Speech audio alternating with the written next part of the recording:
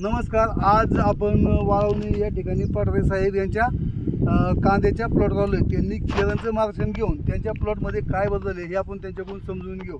नमस्कार साहेब. नमस्कार. तुमचं नाव सांगा. माझं नाव मच्छिंद्र पठारे. बरं, तुम्ही आपल्या कांद्यासाठी आता केळं त्यांनी वापरली का?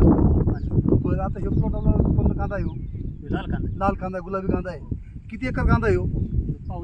पाऊण एकर. साहेब प्लॉट आपलं फिरून दाखवा इकडं कॅमेरा. आता हे पाऊण एकर कांदा आहे. आता हे जर कांदा आपण पाहिला तर कांदा तुमचा कसं काय हो? एकदम. आता आपण खाली उपटून बघू. कांदा काढा आलं तुमचं हो याची.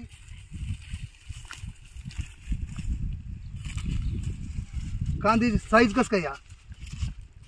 एकदम हां, एकदम कांद्याची साईज बी चांगली आहे. बरं, याला जर पाहिलं आपण तर कलर कसा काय? कलर हां, कलर एकदम लाल लाल कलर एकदम.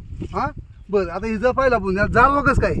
जारव आहे ना. हां, म्हणजे लोकांचे कांदे तुम्हाला लोकांचे कांदे गेले आणि आपला कांदा कसा आहे? व्यवस्थित, म्हणजे जारवा भरपूर याला. हां, बरं. आता तुम्ही इकडे पलीकडे कांदा नवीन पेरला आहे, त्या कांद्याला काळुखी वगैरे कसं काय?